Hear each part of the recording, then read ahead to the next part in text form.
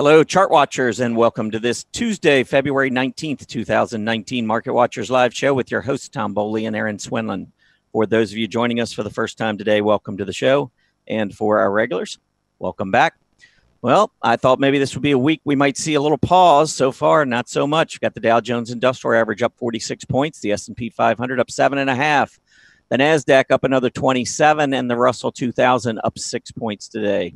10-year Treasury yield, though, continues to move lower. So we got money once again rotating into both equities and Treasuries. You can see that 10-year Treasury yield now threatening the lows that we've seen over the last couple of weeks. A break below 263 could lead to a test of that early 2019 low. Volatility index continues to drift lower, still below that 15 level today. Even though it is up just barely. It's up to 14.96, but still below 15. Consumer staples leading the action today, along with materials and consumer discretionary. At the bottom end of the spectrum, we do have industrials and financials, both no doubt suffering a bit from the lower 10-year Treasury yield. And then in the news today with earnings, Walmart blew away expectations, and you can see really nice reaction. Very nice long-term chart developing on Walmart. We'll talk about that in a bit. All right, Erin, first of all, I hope you had a nice long holiday weekend. I want to thank you for keeping our economy humming along. You got a new home? Is that what? Yes, exactly. I'll be moving soon to Redlands. I'll be about, I don't know, less than 10 minutes away from my dad's. So we're probably going to do a couple of DP shows together in the same room. I think that could be fun. So yeah, I'm very excited about the move. So just not excited about the actual moving. Or the cold weather that you all can't seem to break out of. I know, it's been freezing here, under 60 for weeks, it seems like. Yeah, we've got, I was telling you before the show, we've got a little bit of sleet here in South Carolina. So I've been trying to will the winter away. I've been wearing shorts. Of course, I wear shorts almost all winter anyway. But I'm trying to will it away, and it just continues to keep coming back. It's yeah, I'm definitely ready for spring. Yeah. We're at least getting all that rain. We need all that rain, so that's a good thing. Yeah, that is a good thing. I know. Now, how does this help for later in the year with fires to get all the rain that you're getting now? You know, it can help. It's more right now, we're just trying to get out of drought conditions, you know. Water costs a fortune here, so hopefully I've heard the reservoirs are filling up, and we got something like 1 trillion gallons of water in California in the rain. I don't know, but hopefully it'll help those drought conditions. And you know, by summer, if it's a really bad hot summer, fires are still a problem. Yeah, well, we got the market on fire, so we got a lot to talk about. Yes. We'll jump in, go over the schedule and the agenda, and then we'll get everything going. Indeed. Let's do that. All right. As far as our upcoming schedule, we have Doug Bush coming in, and then Julius is going to be here Thursday. What's Hot, What's Not with Mary Ellen McGonigal on Friday. And then next week, we have Tim Ord. He's a fellow market timer of mine. I'm looking forward to talking to him. And today's agenda, I know it's Tuesday, but we're going to do Monday setups, sentiment update. I'm going to cover that 10 and 10. And then we are going to finish off actually with the earnings spotlight with John Hopkins. So changing up the agenda just a little bit, but it should be a great show as usual. Why don't we go ahead and get started, Tom, on technical news? All right, sounds good. Well, there was just one headline out today in terms of economic news, and you can see it there on your screen. February housing market index, 62 versus 59. So very, very strong number there, which I'm sure a lot of folks in the home construction group liking to see. And I will take a look at that in just a second. But first, let me go ahead and pull up the 10-year Treasury yield again. As I mentioned earlier at the top of the show, 10-year Treasury yield continues to move lower. And for those of you who are new or unfamiliar with the show, we talk about this a lot, but there is a strong positive correlation with the direction of the 10-year Treasury yield and the direction of the stock market. So you can imagine the concern that I have when you look at the S&P 500, which continues to go up day after day, and the 10-year Treasury yield, which continues to drift lower. You can see when we topped on the S&P 500 back in October and November, 10-year Treasury yield was going up with it. But now as we rally back in the S&P and get closer and closer to those highs, I mean, I can pull up the S&P and just show you what I'm talking about here. But as we get closer and closer to getting back to the September and October highs on the S&P, you can see that on the 10-year Treasury yield, it's not being fueled by money coming out of Treasuries. Now, on the one hand, maybe that's good news, because as money rotates out of Treasuries, that could lift the stock market even higher down the road. But usually when I see the two going in different directions, I really worry about the sustainability of equity prices moving up when the bond market seems to be telling me something different than what the equity market is telling me. So anyway, just something to keep in mind. Now, I did mention that home report. And so let's take a look at the home construction index. All right, so housing market was up nicely, and you can see this is a group trying to make another breakout. And I think that downtrend that we saw throughout 2018 is now over. Until the technicals tell me something else, here's home construction.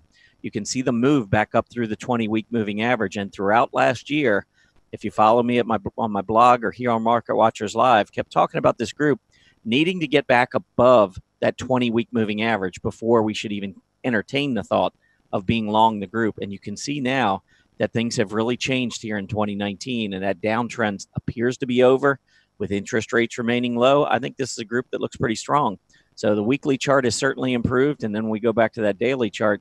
You can see we're making breakouts. We're pulling back in pretty decent order. I mean, nothing major, no major breakdowns on these pullbacks. We go back up here, we retest the high, pull back, put in a higher low. So you got a nice little ascending triangle. And then we get the breakout last week. And so this is a group that right now I think looks pretty good on a technical basis. And even some of the fundamental news coming out, certainly improving. All right, were a number of earnings reports out. So let's go ahead and pull those up. The big one, of course, Walmart. Walmart did beat on their bottom line, as you can see. They barely beat on the top line, and they reported very strong holiday sales. Medtronic really down the list, with the exception maybe of Ecolab. These reports all came in better than expected. You can see the list at the bottom. There are still a number of companies that are reporting, and these are more second-tier companies. I think we've heard from the majority of the big companies, the largest companies, but still there's some good-sized companies out there that will be reporting. We'll try to keep you abreast of those throughout the week. But let's go ahead and take a look at Walmart, because Walmart is one that I think looks very interesting on its longer-term chart. So if you take a look, this is a 5-year weekly chart, and you can see the huge move up from the 2015 low to the early 2018 high. And since then, we've just gone into some pretty significant consolidation. And if you look at the chart, the pullback that we had on Walmart, while it might look very steep, all it did was come back to the breakout level. Here was the high back before we started the rally in 2015. And when we broke above that 81 level, we got all the way up to 106, 107. When we went through the weakness and everyone, started getting a little bit more negative on Walmart, all we did is went back and tested that broken price resistance level. Broken resistance becomes support. And you can see this beautifully on this chart. We come back down, we hold that 81 level, go back up, essentially put in about an equal high. Now we've got rising lows. So I'm looking at this as equal highs coming across, rising lows, and off of an uptrend on this weekly chart, a very bullish ascending triangle on Walmart. So I believe Walmart goes higher. I think this is going to be a stock that continues to lead throughout 2019. And, getting close to resistance is probably not the time from a reward to risk perspective to jump in, but a pullback maybe back to that 20-week moving average down to 95, or getting a breakout. Either one of those would certainly begin to make more sense from a long perspective. Okay, a couple other companies that reported. We got Medtronic. So let me pull up the chart there. Take a look here at MDT. And I'll pull these up, these last couple here with the relative chart, so we can take a look at what's going on. But Medtronic did come in. They beat on the bottom line. I can tell you that on the top line, let me grab that, show you that. Top line, MDT beat $7.55 billion versus $7.53 billion. Nice rally going into earnings. We gap up. Still haven't gotten up to the recent highs, though, so a little bit more gains possible here before we get into some serious overhead resistance up closer to $98, $99. And you can see that on a relative basis, the stock has lost a lot of its luster versus the medical equipment stocks. So all in all, even though they came out with good numbers and they're getting a pretty good reaction, it's not one of the best stocks within this group, as you can see. So I would probably look elsewhere. MDT, because it is overbought and it's not one of the best performers, I would rotate away from the stock and into something else if I owned it. Pull back to the rising 20-day moving average might look a little bit better from a reward to risk perspective.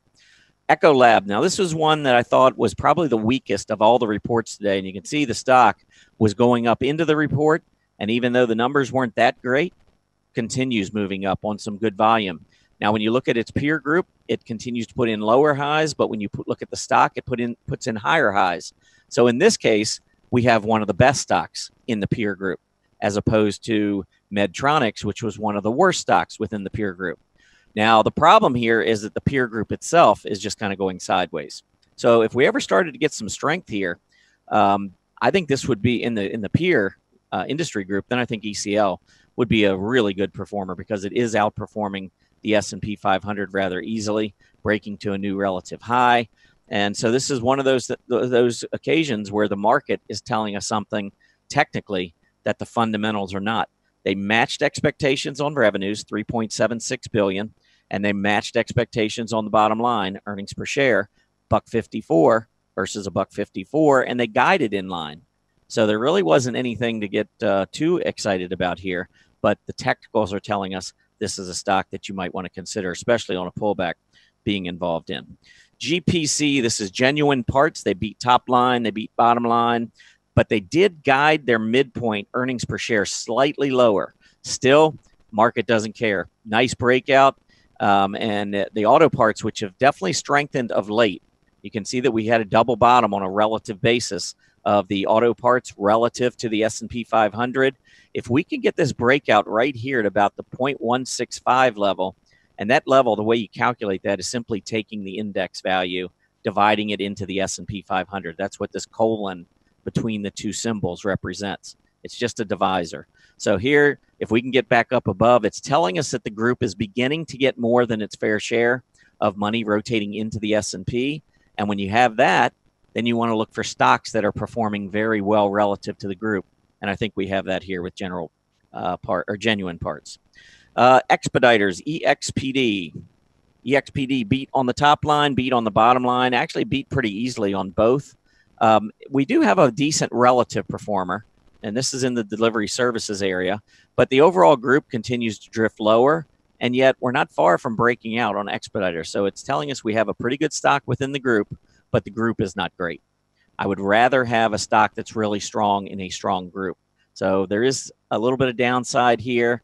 Maybe, again, this is one I don't want to chase, at least try and get it back to the 20-day. But on an individual basis, EXPD looks pretty good. Last one I have here is AAP. This is Advanced Auto Parts.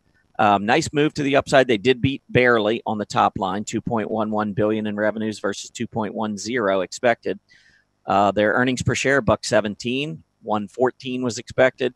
So the stock was trading up really nicely earlier, but has pulled back. I don't like that long tail. We'll see whether or not the stock can regain some strength into the close. But if it doesn't, I think the heavy volume and this reversal will likely lead to at least a 20-day test, which would be down at 163 and change. So, but AAP, I think, looks good with the fundamentals. The question is, will the technicals rebound later today? Okay, Erin, upgrades, downgrades. What do you have for this Tuesday? All righty, let's take a peek. I'm going to give you a look at an even amount of upgrades and downgrades. However, there was a much bigger list on downgrades, just a little FYI for you there. All right, so this is Canopy Growth. This is one of our downgrades today. Canopy Growth, I know a lot of interest in this one, is moved down from a buy to a hold. And, there are a few problems with this chart. So I think I do agree with this downgrade. Notice we have declining tops on price, declining PMO, which is confirming that. Now, some might say, wait a minute, look at that OBV. It's trying to break out here. Yeah, that's a problem for me, really, because despite the volume starting to really kick in here, we're not getting that kind of move on price. Those price tops are still falling there. Now, we could see it come back up a little bit more based on this volume, but the fact that we've already seen seen the OBV rising here and not gotten really the kind of movement I would want to see off of price, I think the downgrade might be warranted there. All right, CSX was also downgraded today. CSX was downgraded from an outperform to a sector perform. So this isn't, a horrible downgrade here. And honestly, I think this chart looks pretty good. You've got nice price movement. Notice that we were on a PMO buy signal quite a while ago. Turned out to be a pretty good signal.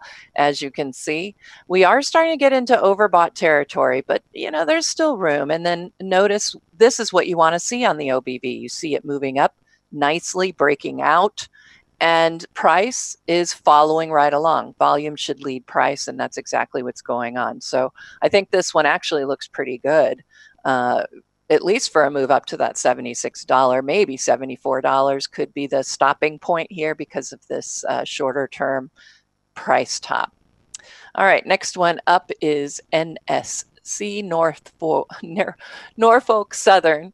This one was also downgraded today, another industrial. And you can see right now, let's see, RBC downgraded from sector perform to underperform. So this is similar to a sell signal as far as they're concerned. And you can see that we did hit this overhead resistance area, actually didn't quite get to 185. And we are trying to pull back here just intraday, but you can see we continue to make new highs here. And right now it is trading at a new closing high for the past week and a half since we got that gap. PMO though is pretty overbought here, and the fact that we're near that overhead resistance, I would probably not want to get in. I wouldn't want to chase this one. But OBV is doing the right thing. Again, you're seeing it move strongly to the upside with momentum, a nice strong scooter. So that really is supporting this rally that we've so far gotten. We should see a breakout, but we did get the downgrade here, so to an underperform, again, not a sector perform. All right, let's look at a few upgrades. CenturyLink was upgraded today by MoffettNathanson, and I've got a PMO that really doesn't know what it wants to do. Price is going lower. The PMO bottoms are kind of going lower. It's mostly flat. I don't think that that's necessarily a bad thing. I think that it's holding on to some of that momentum despite the fact that price is going down, and that could be a good thing. However, OBV looks very unhealthy and confirming this particular price trend to the downside. Scooter looks bad. I wouldn't look for this one to break out. And I think it's interesting that it was given an upgrade, but personally, I would be staying away from it. You could get that move up to that top back here, but we still haven't broken out from that declining tops trend line. I would need to at least see that and a move and a close above the 20-day EMA. All right, next one up is FCX, Freeport McMoRan. This one was upgraded today from a neutral to a buy by Citigroup. And nice breakout here. In fact, I'm going to bring up the annotation tool briefly because you should see this right there. Make it skinnier. Look at that beautiful breakout today, and notice you can see it even in the thumbnail, currently trading above that 200-day EMA. We have not seen that since all the way back here in, July, August. So summer of last year was the last time we saw a close above that 200-day EMA. Getting ready to have that. Yes, the PMO looks overbought, but notice it can get down to that -4 level, and we're only sitting at 3.26. So we could still see the PMO move 3/4 up. We'll have to see. I like the scooter movement here. Basically, I would say this one looks pretty darn good. It is in materials, but it was upgraded as well. So it might end up chasing this one. As you see, it's already up 7% right now. Maybe a pullback toward that area that we just got that breakout from. And then finally, the last one is Southern Copper. This one was upgraded by Citigroup from a sell all the way up to a buy. So Citigroup really likes this one. I have to say I like this one. Let's show you that overhead resistance that has been the breakout that we have here. Look right about there. You notice it lines up with the bottom. The top's over here from that gap. And you can see the breakout. We're trading above it. PMO has got that bull kiss. It came down, was a fake out, turned back to the upside. And there you go. OBV is making new highs that we haven't seen since back in the end of November. So I have to say, SCCO is looking pretty good on this upgrade. That's all the upgrades, downgrades I do have. Just a few extras. There are a bunch of them. I am not going to read them all out to you, but a few interesting upgrades, McDonald's and Pepsi. PG&E, remember this one has been on the verge of bankruptcy, but it was upgraded. I still wouldn't touch it with a 10-foot pole. And then some of the interesting downgrades, we had Papa John's and Ulta, as well as Hilton and Lululemon. So that was all I had. Time to move on to Monday setups. And let's take a look at what happened last week. All right, I know for a fact mine did not turn out the way I wanted it to. And in fact, I looked at all of my other ones, and honestly, if I'd picked any one of the other ones, I would have come out on top. So just goes to show you. Yeah, you never know. But that was the first time Brady's lost in quite a while, right? Yes, exactly. And it was a nice lineup. I'll show that one. But let's see. And then you had Bank of America. I'm going to steal the screen just so we can take a peek at these. All right. So I had BRC. And let's see here. Get my keys right here. All right, yeah, so here's mine. It had been on such a great run, but the minute I picked it for a Monday setup, it decided to go down. So, I mean, I got it, I think, at 46, 50 something, I mean, 80 something. So not horrible, but not great. And you can see how that PMO was lined up quite nice, but it started to turn down. I mean, even volume was looking good. So, they just don't always do what you expect them to. And then you had Bank of America here. There we go. Yours was mostly sideways, but came out ahead for sure. Yeah, it's up just a little bit, maybe 1%.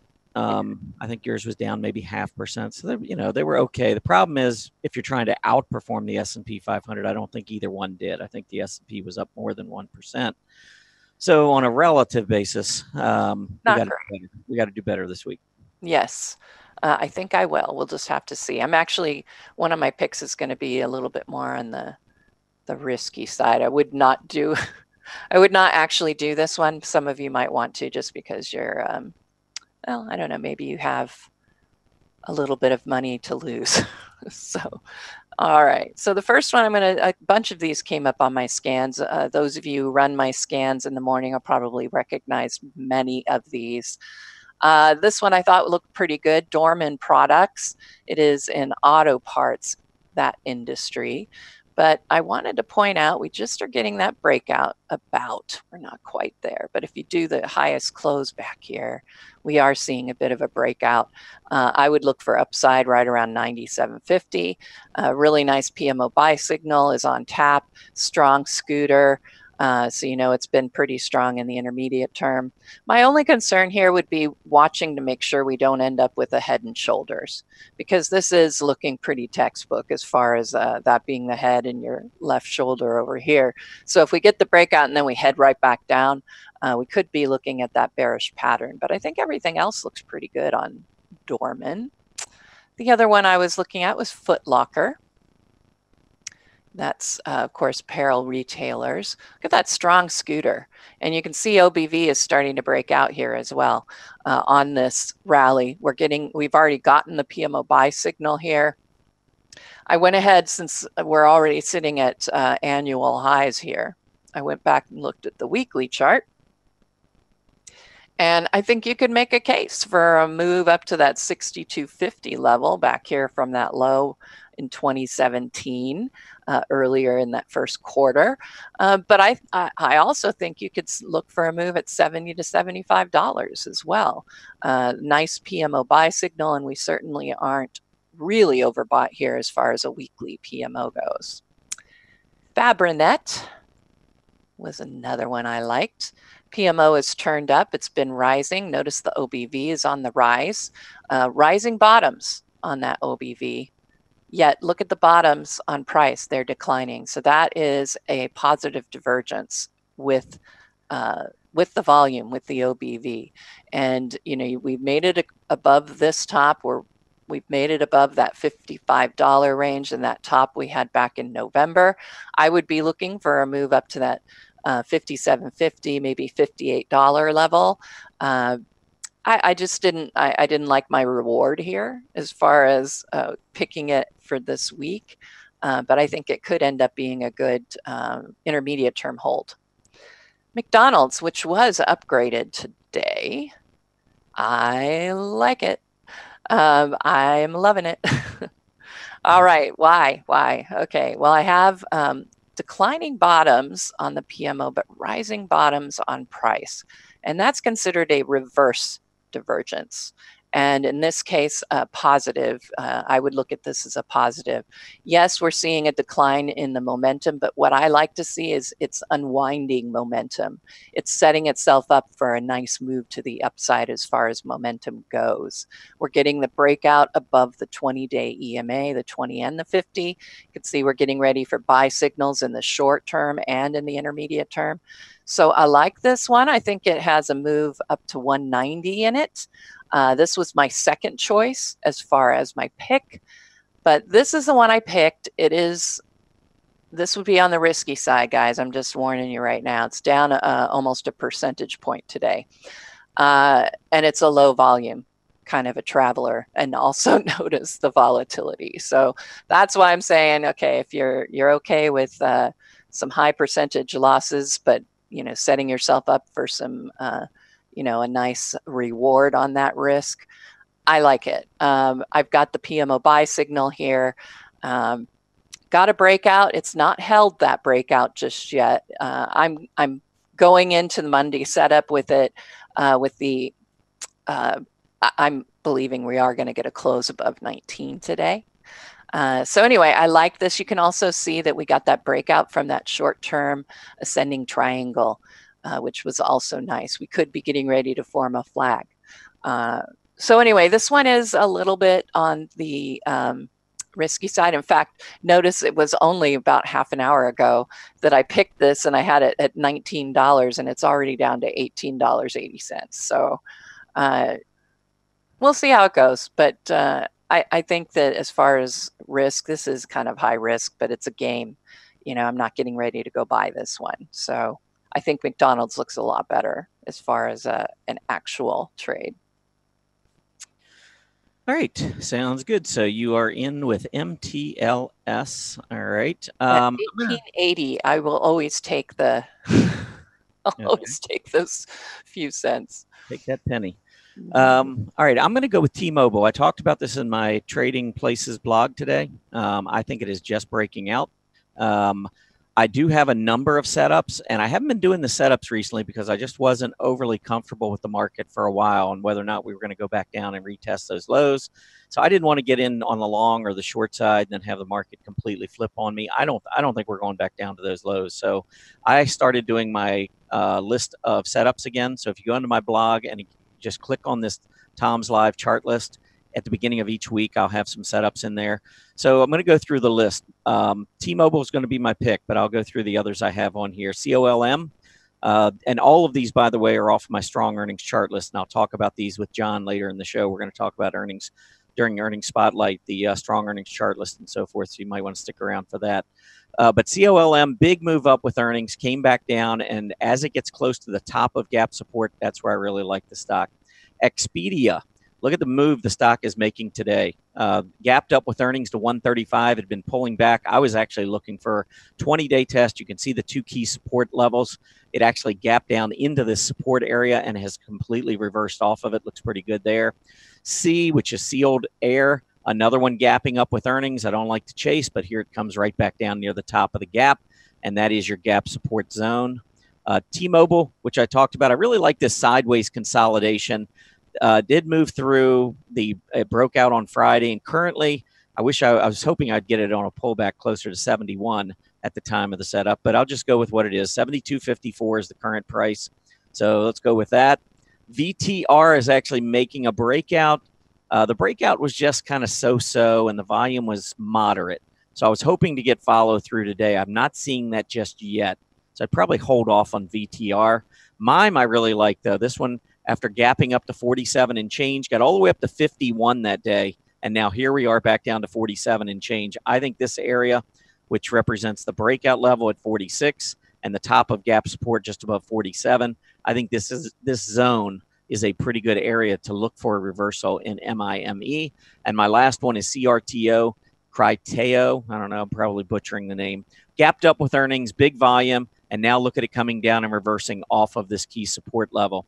And these support levels that you see, by the way, I'll talk about this a little bit more when John comes in, but all of the charts on my strong earnings chart list, I like to annotate them for price support and resistance. If I like them on the long side, I generally will put the support levels in, and then I save them so that I can go back later and look to see whether or not key stocks are getting near the support level. So when I went through all the stocks, these are the ones that stood out to me over the weekend. So could be some really nice picks in there, but I'm going with T-Mobile.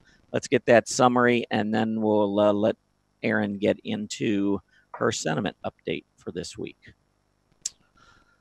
All right, so I'm going to go with T-Mobile. Oh, and there's one other thing that I won't show right now, but I just will point out that T-Mobile has very, very, very strong seasonality. You can see that in my blog article from today. I posted it under historical tendencies.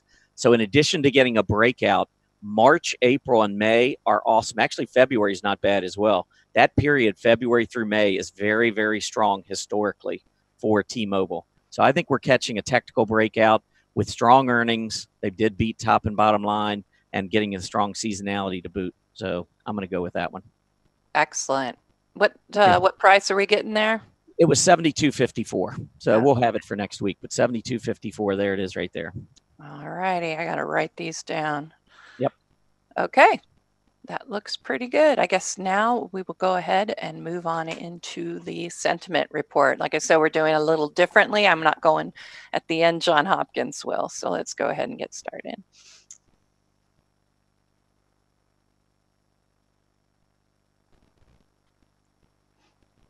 All righty. Can we see that all right? I hope so. All right. So right now, we're going to start up with that decision point sentiment update. It is February 19th, so we will be looking at it in terms of what we might look for this week. The sentiment numbers are from most of these update on Thursday of the prior week, just so you know. All right, the sentiment update, we're going to look at the 10-day moving average of the put-call ratio. I will look at the American Association of Individual Investors poll, and you can go and take that poll if you want at aaii.org. National Association of Active Investment Managers, we're going to look at what they how exposed they are to the market. We will look at the decision point right-X ratio, and I will cover the Wall Street Sentiment Survey, as well as the VIX, and then I'll finish with gold sentiment. Somebody did have a question in the room. I'll try and address that when we get there. All right, so let's go ahead and start looking at some of our charts right now. Okay, so I am going to start off, whoops, sorry, I'm trying to get my pointer back. There we go. All right, we're going to start off with the put-call ratio. I do want to let everybody know right off the bat that I invert my put-call ratio. I know that's very strange, but for me, I look at the very low readings as being mostly overbought, and I look at the higher readings as being oversold. So that makes sense, right, when you flip it around. One of the things I've noticed over the past few weeks is we have been set up in overbought territory here, I would say, for the put-call ratio. We've been set up for it to turn back down, and that is a negative when we see that. But instead, it's just been moving mostly sideways. We're just not getting much direction out of it at all. I am still watching for it to decline, but at this point, I would have to say that we're reading right now mostly neutral, because we are sitting, near the same readings that we've had since the end of January, really. But I have marked and annotated when we have gotten tops on this put-call ratio, and as you can see, they usually line up nicely right before a decline. So I'm watching this one very closely. We'll have to see next week when I do the update whether we get that top after all. All right, next one is AAII. Like I said, this is just a poll, and you can take it at aaii.org. One of the things that I wanted to point out was I wanted to show you how we're getting the sentiment as far as bears continues to shrink. And when you have less bears and you have more bulls, as we do today, 10% here, more bulls. When you have that, you're looking at obviously bullish sentiment, and people are getting more bullish because they're not on the bear side. Maybe they're stepping into, dipping their toe in the water by being neutral. But in any case, we're losing that bearish sentiment, and that means people are feeling more bullish. Sentiment is contrarian. When people start to feel very bullish, typically that's when you're going to go and start looking for a decline. If people are really bullish, that tends to be when you get the top. For example, we always talk about how the news arrives late many times. So, for example, if you start seeing the covers of magazines with, time to buy, things are looking great. Well, by the time they're getting that news out to you, it's far too late. So watching these sentiment indicators and getting that feel for what's going on, before those things happen, you want to be in the know. So these are the kind of charts you can look at to give you that flavor of what's going on as far as what the feelings are out there, or just where the money's going. Right now we're looking at a poll, so this is finger in the wind. I could say that I'm very bearish, but then yet I go onto my account and start buying. So it's really easy to just flip your notion and your poll view.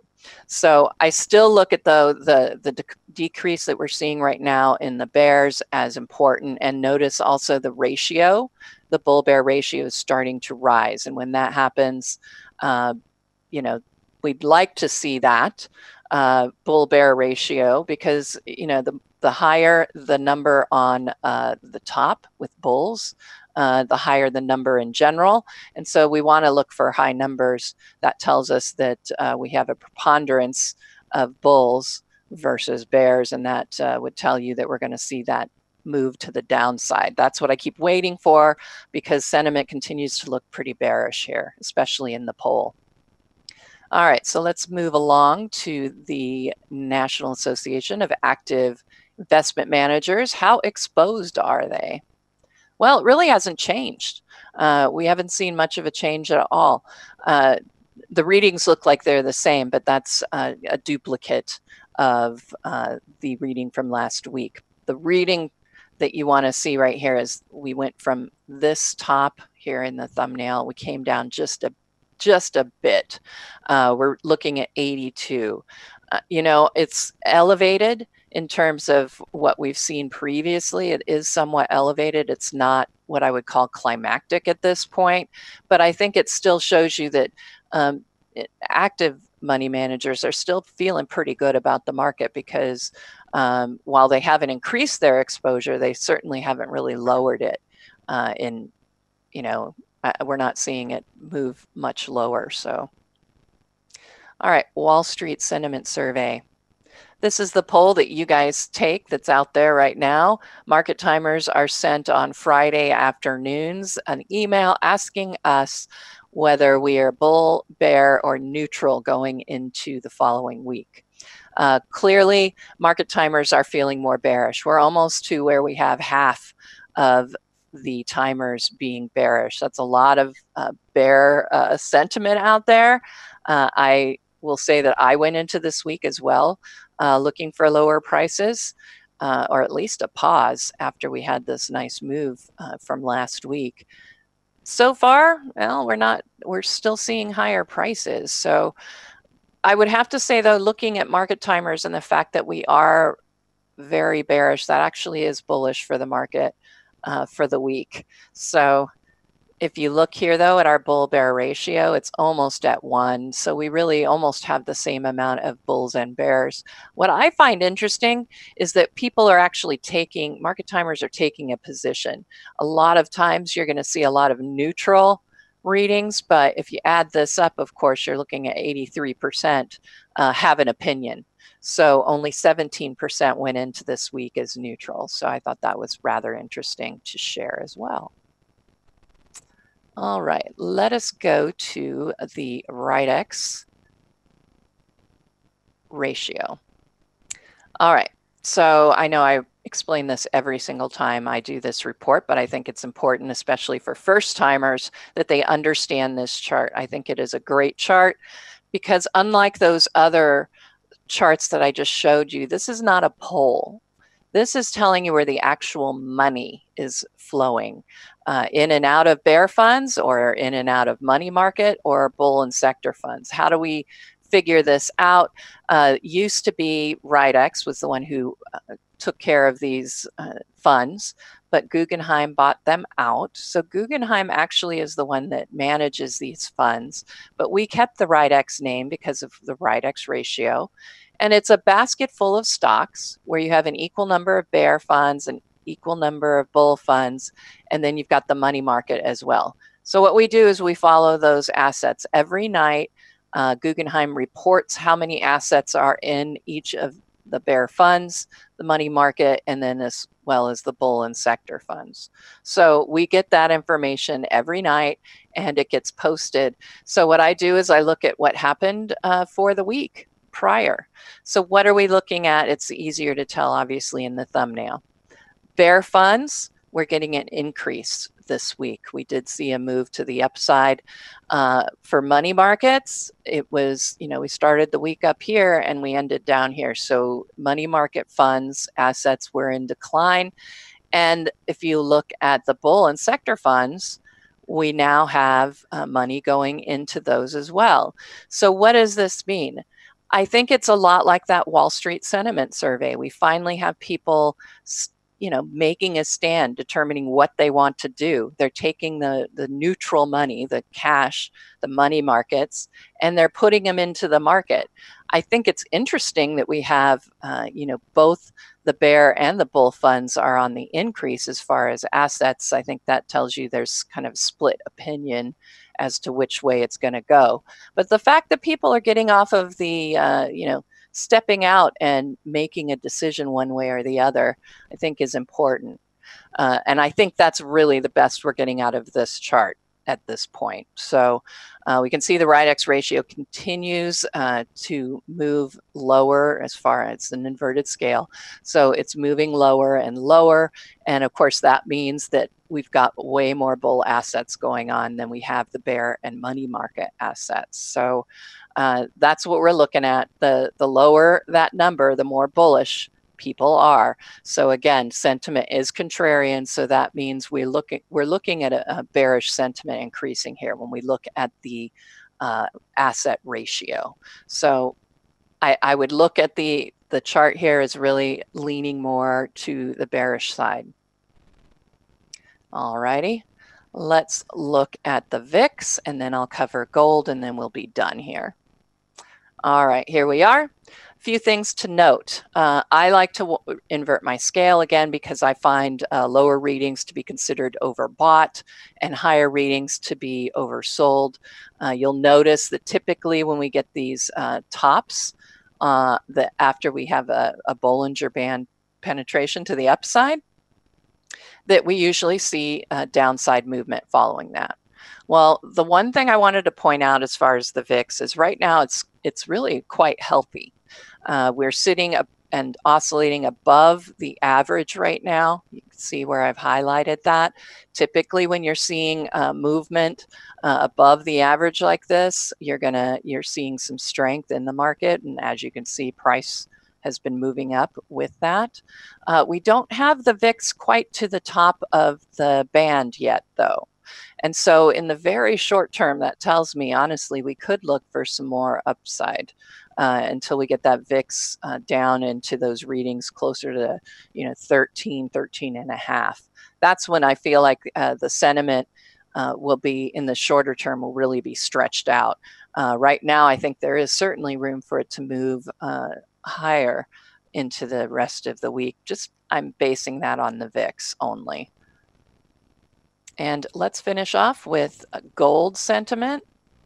And how do we figure out gold sentiment? We look at the Sprott Physical Gold Trust premium and discount rates.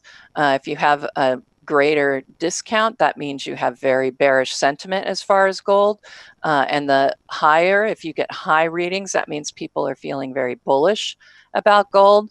And typically, like I said, sentiment is contrarian. Notice when we finally had some premiums on gold that came in right about the time.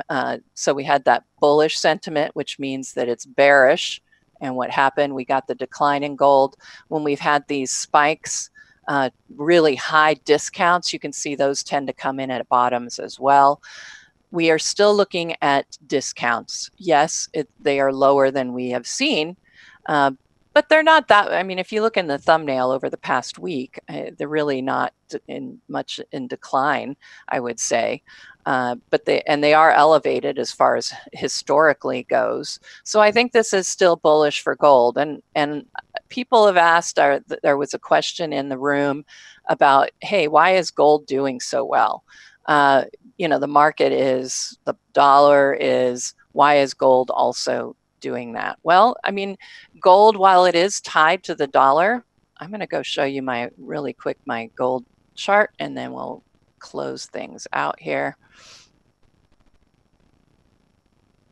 All righty, here you go.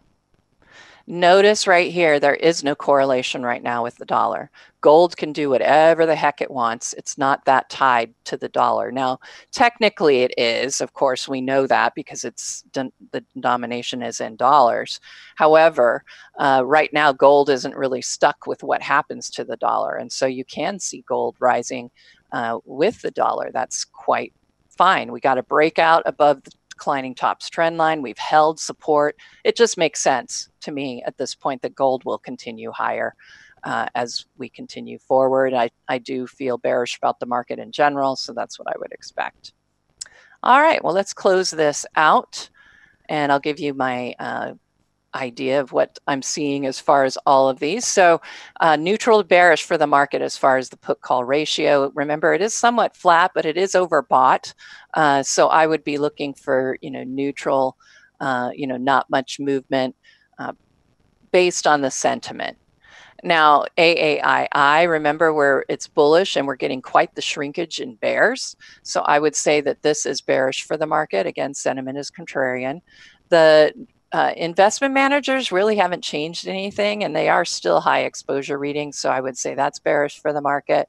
Wall Street sentiment survey, remember where timers are bearish, and that's somewhat bullish for the market. And then we'll finish off here. RIDEX ratio, leaving cash, increase in bull and bear funds. That tells you people are starting to take a step forward and get back into the market. But I'd say it's neutral just because right now the increase in the bull and bear funds were about the same. Breadth and VIX, I was looking at near the top of the Bollinger Band, not there yet, but we have strong oscillation above the moving average, again on an inverted scale, which is neutral to bullish, I would say, for the near term. And then gold sentiment, discounts are still elevated and with a positive correlation between them. So I think that's still bullish for gold. And that concludes the sentiment report for Decision Point. And I think it is time now to move into the 10 and 10. And I do not have those together for an RRG, so I will be doing that on the fly, Tom. So you can go ahead and start off with FLIR, FLIR, for the 10 and 10. All right, sounds good. Yeah, FLIR systems, I'm not interested. Yeah, it's been rising, but I think a lot of it is just because the overall market has been rising. I don't think that, I think it's a situation of rising tide lifts all boats. FLIR, you can see, had the huge gap down back in October. I think we still got a lot of work to do to get back through the top of gap resistance. And if we do, you can go back and see that the $55 area has been been an area of key pivot on FLIR in the past. So I think that $53 to $55, we've made a huge run off the recent lows after all the selling on heavy volume. I think the stock has to prove to me that it can get through this 53 to 55 area of resistance. So if I was in it, I would sell. The other thing I pointed out here is this is where the stock was trading relative to its peers. You can see it was at a high back at the end of October, right in here, before it took this tumble. I think this is a change in character on the chart. And I think if we could get back through 53 to 55 and get back through this relative resistance area on FLIR relative to its peers, then I think we got something maybe to build on.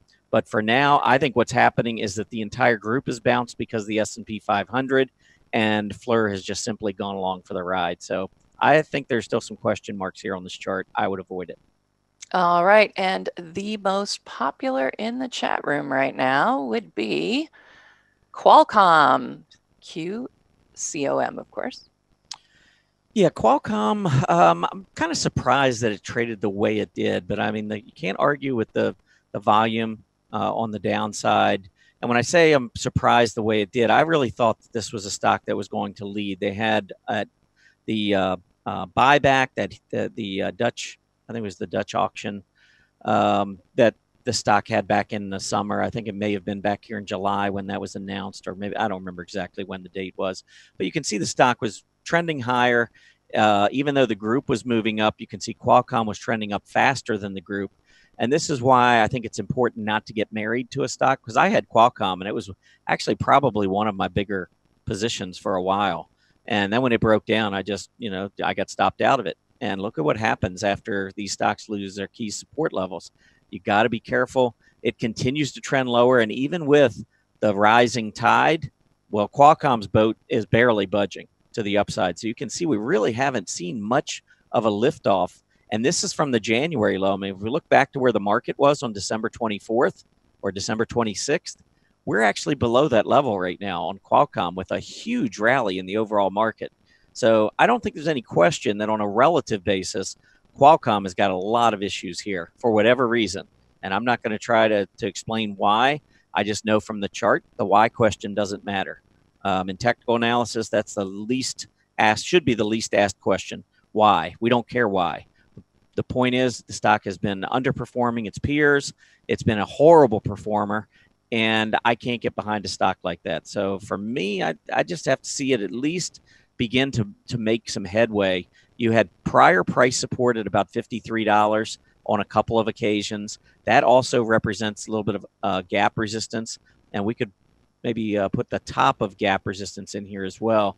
Let's just say $53, $54. Until QUALCOMM can get through that level, I'm going to pass, look for something else. All righty. How about EXTN? Somebody was telling me not to feel so bad about my pick from this past week because the one beforehand they said is doing better. It looks all right. Yeah, I mean, on this chart, it's been downtrending again. You're looking at a stock that back when the market bottom was $17. Now it's at $18. It really hasn't made much headway with the overall market flying. You're still in a downtrend. I don't like it because it's at that 50-day moving average. You can see the strength that it had back in early November, gets to the 50-day and rolls back over again. I need to see more out of the stock. It's a lighter volume stock, so it's not something I would be interested in to begin with.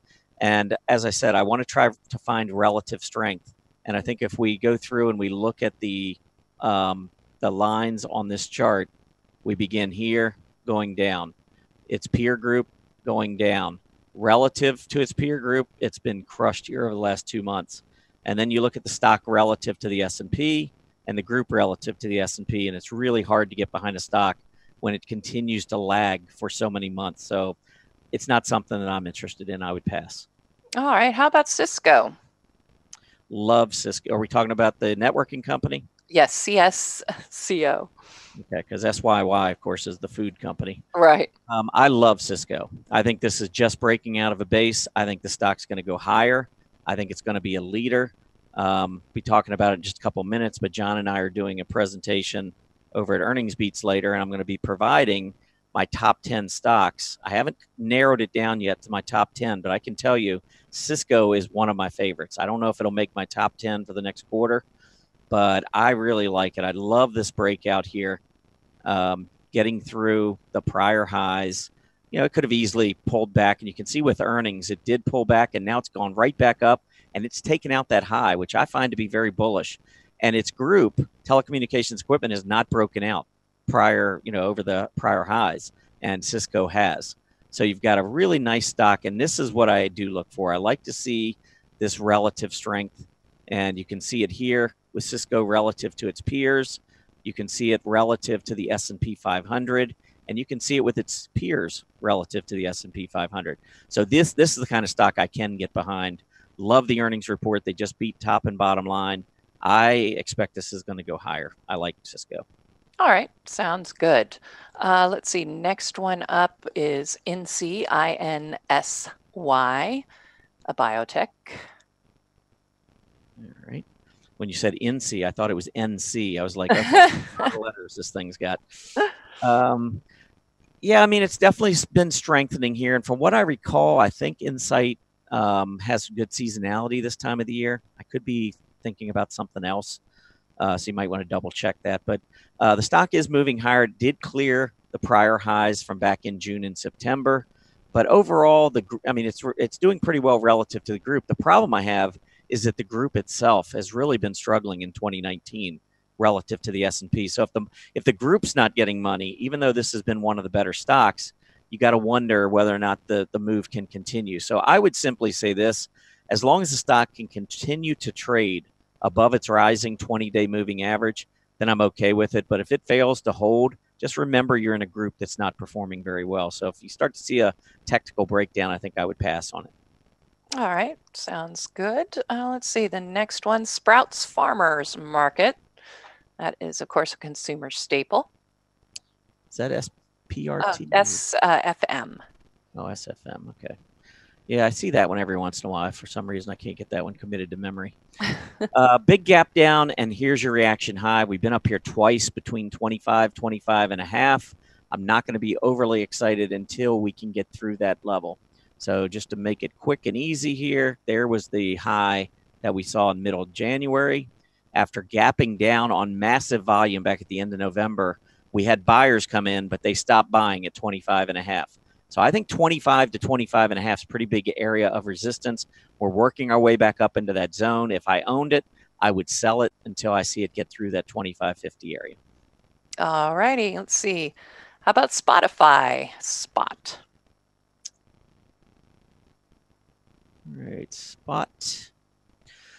Beginning to strengthen a little bit. It is in the internet space, though, and it's starting to show a little relative leadership. So I don't want to see it start to roll back over. So one thing that I would continue to watch here is its relative strength versus its peers. So right here, you can see Spotify just made a breakout above its prior relative high. So you've got a high, a higher low, and now another higher high. First warning sign, I think, is if it goes back down and breaks down below this area where it just got the breakout. So that would be something to keep an eye on. I think also the group itself is trying to trend higher, but it's still quite a bit below where it was several months ago. So if you're looking at the internet space, you want to watch this trend line, make sure that holds. I think if that struggles, then we could have some issues. And then finally, I think the breakout here on Spotify, pretty clear overhead resistance at about 140. Multiple tests here. Again, that's where it failed here. We gapped down with big volume, but printed a hollow candle. Anytime I see that, it starts to make me think that maybe all the sellers are out of the stock, and now we come back up, break out above this level. I think there are better stocks, but I think that Spotify is certainly improving. I'd be okay owning it. I would watch that rising 20-day moving average. All right, let's see. Next one up. I think this one is defense. Let me go over AVAV. Yeah, I think that is AeroVironment or something, which I believe is in that defense area. Yes, it is. I think you've got overhead price resistance. This is another one I think is being lifted by the rising tide. I don't know that this is, I'm looking at the volume. I don't see anything great. I'm looking at the relative strength, and it's just kind of going along for the ride. That's what this sideways means. Relative to the S&P, same thing. I'm not seeing any outperformance here, and the defense stocks have been under some relative pressure versus the S&P. I think let me go ahead and draw the line here at key resistance, because we had some support right here from late October at about $85. When we broke below 85 with heavy volume, we have not been back up there yet. Currently, we're at 82. We're getting close to resistance, and we're in a stock that really isn't an outperformer. So anything close to 85, I would be out and waiting to see what's next on the stock. Okay, let's see. How about JP Morgan? Yeah, I really, I'm starting to like the banks more, but they need the 10-year Treasury yield to move higher. And you can see we made the breakout on JP Morgan above these recent highs, but we're in this overhead gap resistance zone. So for me, until we can get through that, let me go ahead and just draw that up here. But if you take that resistance area, the gap resistance area right there, so that's the top of gap. That's where we had closed prior to all this volume coming in, the huge move down in December. That's where we had gone down. Look at when we come back up here and where we keep failing, right here in this gap resistance zone. I think also if we take the trend line and draw from the tops, I think we're probably going to see something where, yeah, we're coming in right at about this area of gap resistance as well. So you've got a trend line and gap resistance all in this 104 to 106 area. Let's try to break through. I think we need a stronger 10-year Treasury yield to do it, to be quite honest. So I've got my reservations, but I think the market goes higher. It's just whether or not the bond market ever turns around. So for now, it's probably a short-term sell for me until it can get through that resistance area. But if it does make the breakout through, I think this is a stock you can own. All right. One of the ones that are they're interested in are actually a bunch of oil and gas ones, but let's look at XOP ETF that kind of covers that. Yeah, the problem is, I don't have relative charts there on the ETFs. But the problem is on a relative basis. I don't think I need a relative chart to tell you that from October to December, the XOP, oil and gas exploration production stocks, got hit very, very hard, had a nice rally back for about 3 weeks, and we haven't been able to clear that. And yet, so look at that. That's the January 18th high on the XOP. Now, if we take a look at the S&P 500, you will see that we have continued going well above that high. If I pull up the XLE, which is the ETF in energy, we have broken out twice above that level. So I think what it's telling you, without even looking at relative charts, is that this is a lagging area of the market. So I don't want to try and outperform the S&P 500 with an area of the market that can't keep up. I think that's very, very hard to do until it begins to lead again. So I think you've got some overhead resistance, and I'm going to say that it's going to be in this 32 to 34 area. Until we can get through that area and start to show relative strength, I'm not interested in the XOP. I would not. I know a lot of folks preach diversification, but I think diversification holds back your returns. I think if you are diversifying into areas where money is not rotating, now longer term, yeah, that probably makes more sense if you're not hands-on the market. But if you're watching the market, I don't like trading in areas that are constantly and consistently underperforming. And I think that's what we have here with the XOP. So I would pass on the group. Okay, sounds good. That is the 10 and 10.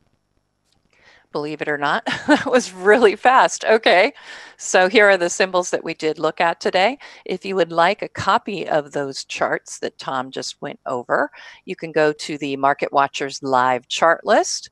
Just go to the articles, blogs tab, click on the Market Watchers live blog, and the link will be right there at the top.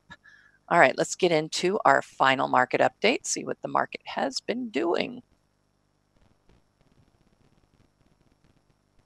All righty, here we go. Okay, well, as you can see, markets are up slightly today, a little bit more for some than others. At this point, Dow is up just slightly, up about 35 points. We can see S&P 500. All of these seem to have hit an intraday high, at least for now, and are pulling back just slightly, but the S&P is still at 0.17%. NASDAQ is doing a bit better here, up about 0.25%. Mid caps, S&P 400 and Russell 2000, small caps, all pretty much mimicking what's going on with the larger cap indexes. And Canadian markets, the TSX is currently up a little bit over 0.5%, but does seem to be pulling back from an intraday high as well. Treasury yields are lower on the day, 2.643%. The VIX, while we spiked early in the morning, it has been coming down lower and lower, and we've got a reading just about at 15. UUP, the dollar is making quite the decline, which is probably helping gold at this point. Like I said, they may not be correlated, but they are still tied just because gold is denomination is in dollars. So gold, it looks like to me there's interest in gold, but we're also seeing the drag with the dollar, dragging down, that is helping gold right now.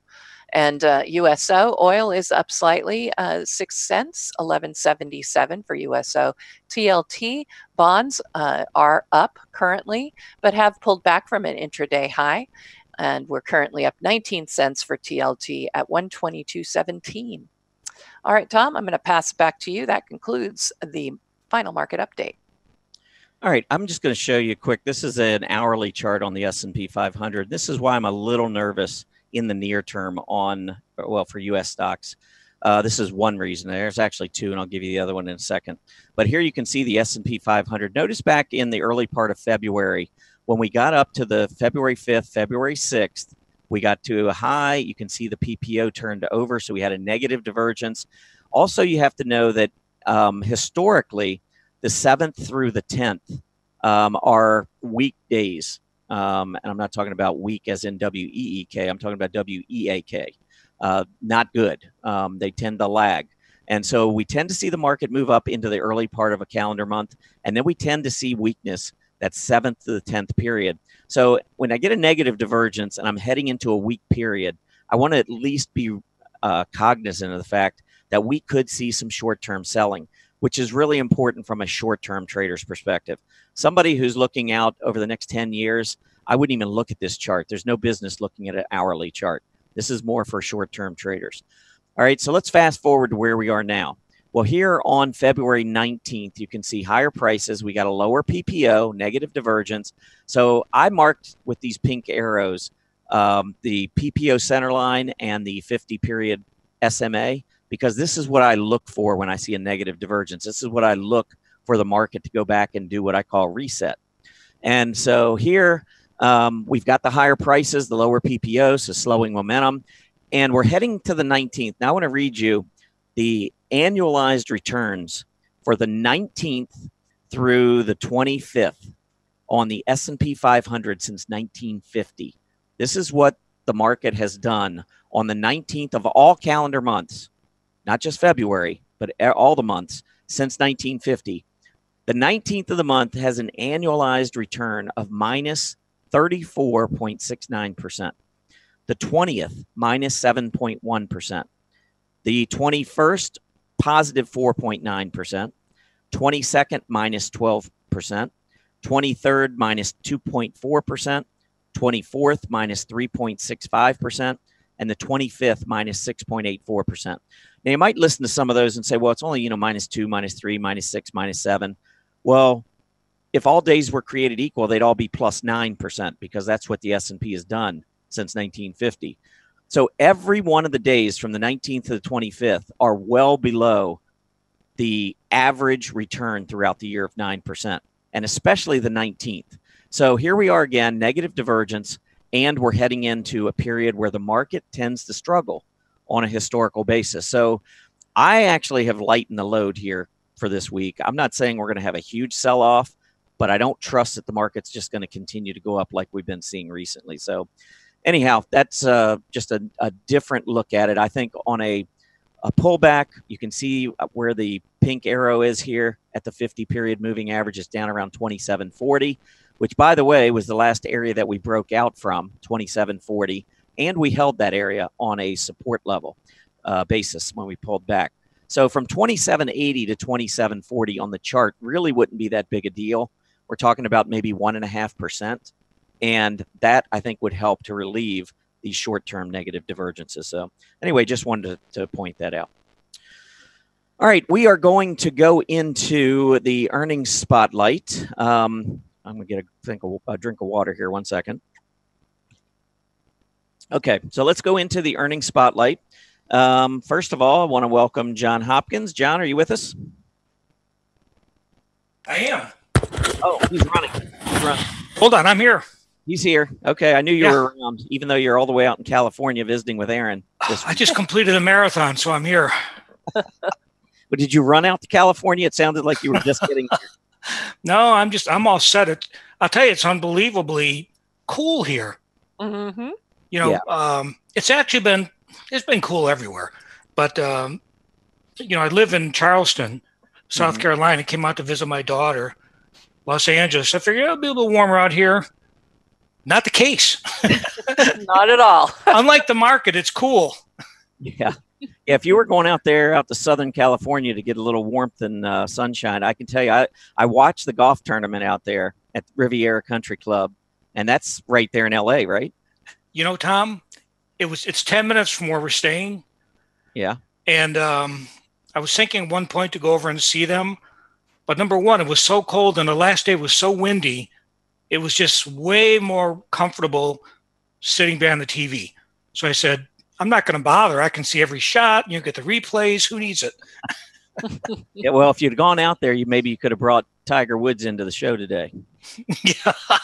Well, I could have probably next time around. No disrespect, because I like having you on the show too, but it wouldn't have been a bad thing to have Tiger on. You bumped me for Tiger Woods? No, of course not. Of course, I wouldn't do that. I've been listening to you about the market. Yeah. And, you know, especially historical tendencies this time of the year and this particular week. Yeah. Which should really be interesting. Kind of leads into my article in the Chart Watchers this weekend. Yep, that's what I pulled up. Yeah, the whole concept behind earnings beats is that you wait for companies to report earnings, watch how the stocks react to the earnings and how the market reacts, be patient, and then get involved in stocks when they make more sense. So you have a Amcor up there, for example, ATKR. Mm-hmm. You can see they reported their earnings. You can tell, you know, in the nice pop. Yep. If you got involved when it, you know, gapped up and moved higher, you'd be sitting there holding a stock, you know, that moved much lower.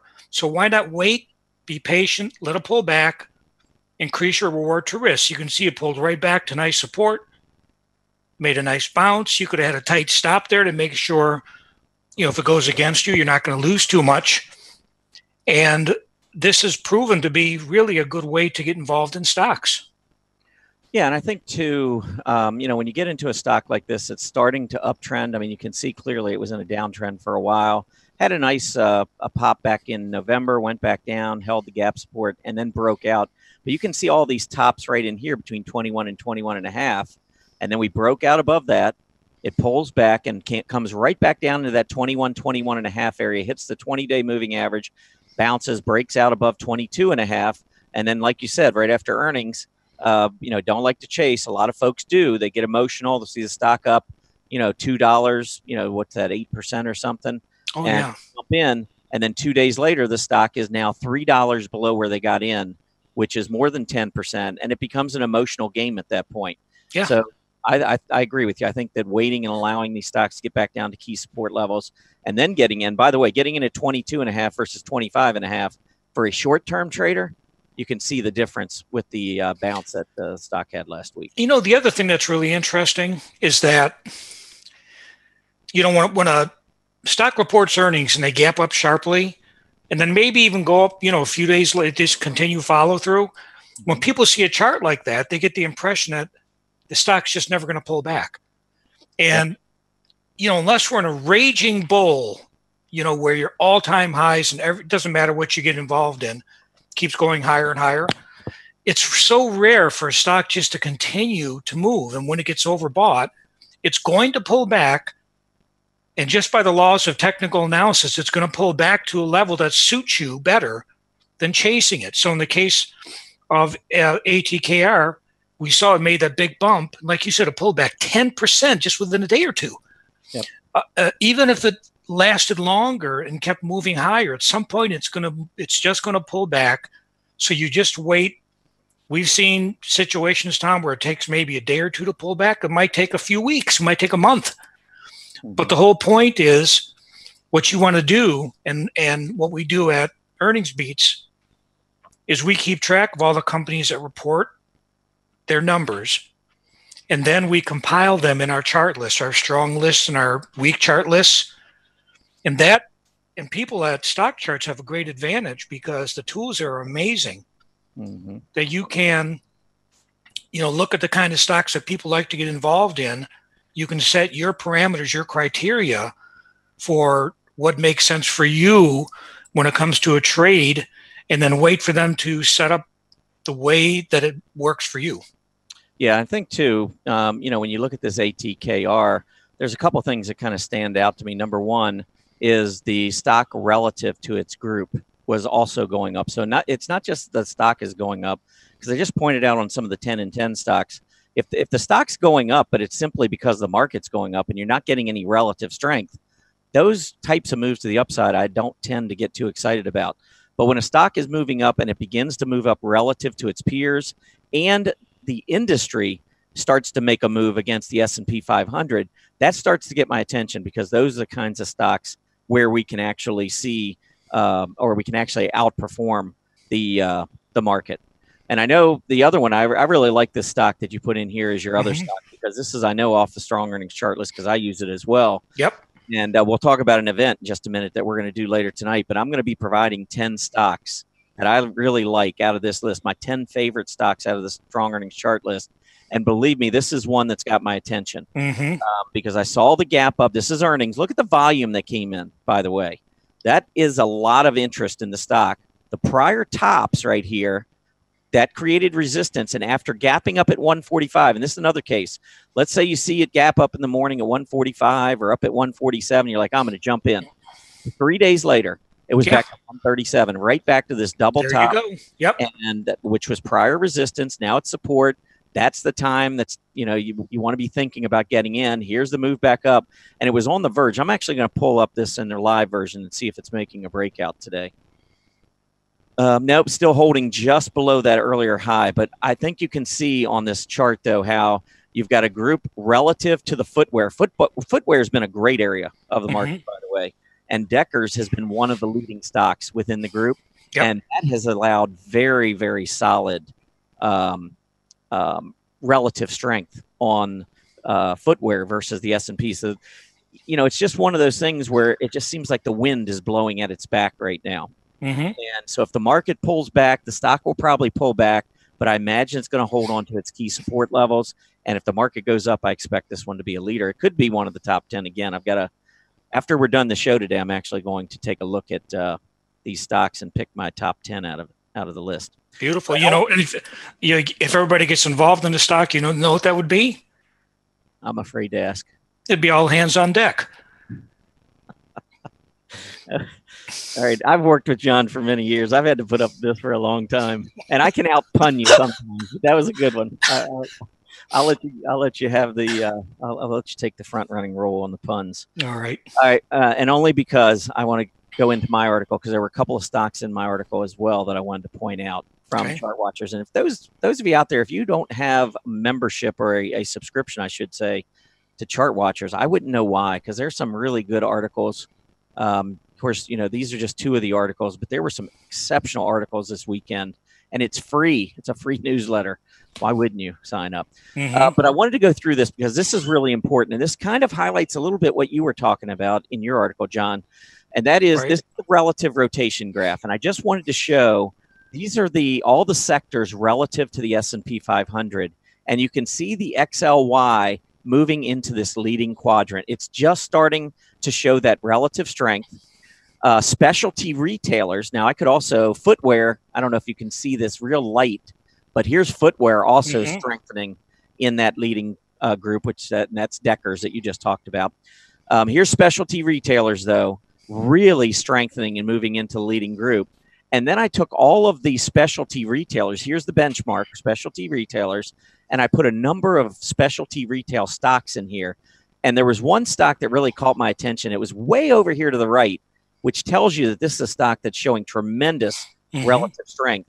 And it was weakening, but now look what's happening. It's starting to strengthen, and it's moving back toward this leading quadrant. And I just wanted to show you on a chart, this 5 below, FIVE, what it looks like here. You can see the scooter stays above 70, which tells you got a pretty good stock. It had a huge move. Now, this is when it was lagging. You know, a stock that goes straight up, you got to give it a little bit of room to the downside. And you can see it came back down and tested this trend line, but it has begun to outperform again. And that's where we're seeing this right here, this curl back up and move back. That's what you want. You want stocks that are on the right side of this vertical line and moving back up into leading, because these were leading stocks previously. They took a break, and now all of a sudden they're coming roaring back. So when I do look for stocks to include as my top 10 later today, I'm going to be looking for stocks like this that have been leaders, took a little bit of time off, and are now beginning to exert themselves again to the upside. And I would just say this, John, when I see a chart like this, I just want to give you a high five. Yeah. Oh, okay. That wasn't quite as good as yours. Sorry. Not bad. You know, one thing I'll mention, you know, what's really interesting is if you, in particular, if you look at our strong chart list, you'll see a number of stock. In other words, these are companies that have already reported. They beat earnings, top and bottom line. And the charts look good enough to make it on our list. I think we've got like 150 or so on the strong side. Maybe 60 or 70 on the weak side. However, what I want to point out is if you went through the list and you actually looked at a lot of the stocks that reported, you'll see they're at all-time highs. And that's really interesting. Think about that for a minute. You know, the market is still quite a ways to go to get to its all-time high. So when you have stocks outperforming the market in general, those are the stocks that traders like to get involved in, especially on pullbacks. Well, I've pulled up, here's my strong earnings chart list. So, I mean, you can see there's a lot of stocks that are in here. They're all annotated, and this is just a summary. And so what I do a lot of times, and I'll talk about some strategies I use later today as well, but I like to come in here and just flip on the percentage change so I can quickly see. And by the way, I am kicking myself right now that I don't own Sienna. And I'll show you why. Let me pull this chart up. Look at this. First of all, here's your breakout. And it pulled back, and right here, I actually even had the arrow on this support level, and I didn't buy it. I looked at it, and I don't remember what was going on. I wanted to buy it, and I didn't buy it. You can see that area held as support at 37. Look at the stock today. It's up another 5%. Jeez. And so, yes, the market has bounced back, and the market's been pretty strong. But look at this stock from $37 to $42. That's $5. That is what, about 13%? Yep. 14%? In 7 days since it went back and hit this prior support level. So, I mean, there are times I'm just kicking myself, but that was as easy as just simply looking at it on weakness, because this was the day I looked at it. And the reason I looked at it, we just got a couple more minutes here, but the reason I looked at it is when I pulled up the percentage change and I looked at the losers, it was among the losers, and I pulled the chart up. I was like, oh, that's a pretty nice area. And I didn't do anything with it. I can tell you another one I like, and this one's on the list, INFY. Look at this one coming down, printing this nice little hammer right at this price area. So here's another one. But we could go on, but we only have a minute. So I want to just make sure everyone is aware that we are doing this event today at 4:30. And it's going to be over at Earnings Beats. And you can go in order to get a link to sign up. You can go into my article today in Trading Places. I think if you go down here toward the bottom somewhere, I think it was after historical tendencies. Actually, no, it was in the Monday setups. So here's my T-Mobile. And by the way, there is my seasonality I referred to earlier on T-Mobile. Crazy. It loves February through May. Loves February through May. It's averaged gaining 21.3% from February to May over the last 13 years. But anyway, here's a link. You can click here, and it'll take you right to the offer page. John's going to give this strong earnings chart list away for 90 days for $7, which is pretty amazing. Can't beat it. Yeah, I mean, you can't beat it. And there's one other thing I wanted to point out. Oh, and then, of course, if you go into our Chart Watchers articles, in both of them over the weekend, there was a link. Yes. So you could go into, for instance, John's article. I think somewhere down here, maybe toward the bottom, here it is. You can click and come in. So you can. That's how you can find. Yep. That's great. We expect a full house. And again, Tom, the whole idea is to take, the chart lists. I think there's 211, and we update them on a regular basis after companies report. But the real power is importing them into stock charts, because then you can set whatever parameters you look for when coming up. Maybe you love stocks that pull back to the 50-day, or stochastics are X, or divergence is X, volume is X. You can set all those parameters, and then it'll spit out for you the stocks that hit those parameters. It's powerful. Yeah, it is powerful. We do need to wrap up. Okay. Show wrapped up, but I would encourage everyone to come out. I did send out the strong earnings chart list back in September for free. You had granted me that one time. Yep. Where I could send it out. I had like 700 or 800 people that got it. Yeah. This is probably the next best thing, because this you actually get updates through the next 90 days every time. Awesome. Changes. So definitely check it out. John, appreciate you coming on. Enjoy your time out in California. See you later. Yep. And we'll see you. And there is the earnings spotlight recap, some of the stocks that we went over. Flowers, FLWS 1-800 Flowers. I actually didn't pull that chart up, but I can tell you that it is one that I really like as well. It was having a pretty decent day earlier today. But anyway, let's go ahead and pull up our poll, because, I kind of gave away, let the cat out of the bag, Erin. I talked about the fact I'm not very keen on the market this week. I don't know if it's going to be lower. I'm kind of torn between mostly unchanged and lower. I just don't think we're going higher this week. What do you think? I went in as a bear on Friday, so I didn't have the opportunity to see any market action today. So I have to say, yeah, I did go in lower. I still am in agreement with that. But I do have to say that I have kind of put my toes in the water as far as my portfolio. I like to be pretty much open to everybody who watches. And, I got myself back a couple of weeks ago. I mean, I moved into staples, the ETFs, XLP, XLU. I think I threw in IEO, which is oil and gas. I thought your 10 and 10 was interesting, because I'm like, I just opened that position a little while ago. Whoops.